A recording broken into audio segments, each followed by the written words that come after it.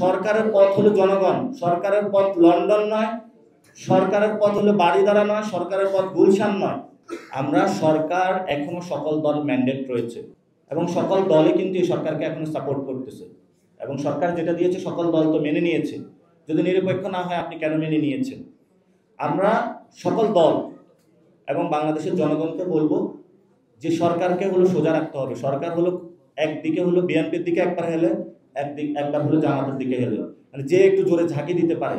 এই জন্য সরকারকে বলবো আপনার কোনো দলের দিকে হেলা দরকার নাই। আপনি জনগণ আপনাকে বসিয়েছে, জনগণের পথে আপনাকে যেতে হবে, কিন্তু জনগণের পথে যেতে সরকার পথ হারিয়ে একবার বিএনপির দিকে যায়, একবার জামাতের দিকে যায়।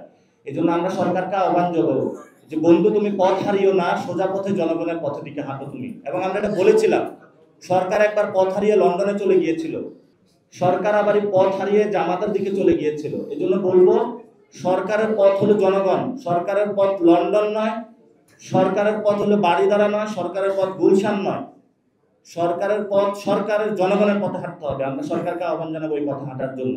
আমরা এখনো মনে করি না সরকার নিরপেক্ষতা হারিয়েছে। এই সরকারের অধীনেই এই নির্বাচন হবে, কিন্তু রাজনৈতিক দলকে বলবো যে আপনারা সরকারকে সহযোগিতা করুন একটি সুন্দর পথে যাওয়ার জন্য।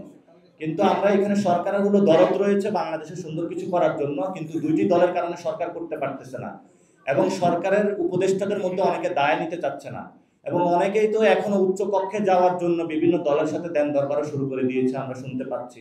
যদিও আমাদের কাছে এভিডেন্স নাই, এত সুন্দরে এত চালাকি করে তারা কাজ করে, আমরা এভিডেন্স কালেক্ট করতে পারি না। এই জন্য হলো বাংলাদেশের মানুষ অবশ্য টের পায় কে কোন দিকে কথা বলে, ভয়েস যখন কথা বলে, তার লেখা যখন প্রকাশ হয়, কোন উপদেশটা কোন দিকে বাড়ি দেয় সেটা আমরা কিন্তু বুঝি।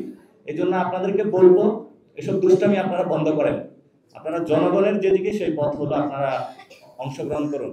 আর লাস্ট যে বিষয়টা আপনারা জানেন যে আমরা জনগণের জনপ্রতিনিধিদেরকে সরকারকে সংসদে পাঠানোর জন্য আমরা মনোনয়ন আবেদন ফর্ম ছেড়েছিলাম।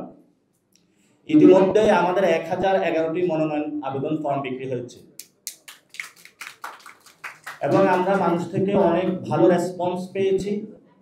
ডাক্তার, উকিল, পেশাজীবী থেকে শুরু করে ব্যবসায়ী, সব ধরনের জনগণের, আলেম ওলামা, আমরা শিক্ষক, সব জায়গা থেকে আমরা নমিনেশন পাচ্ছি।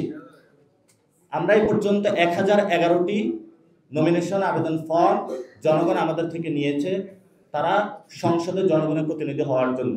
জনগণের এই যে উদ্দীপনা, আগ্রহ দেখে আমরা আমাদের এই সময়সীমা আরো বাড়িয়েছি। এটা আগামী 20শে নভেম্বর পর্যন্ত এই রূপায়ণ ট্রেড সেন্টারের 2 তলায় আপনারা এসে সংগ্রহ করতে পারবেন এবং অনলাইন থেকেও আপনারা সংগ্রহ করতে পারবেন।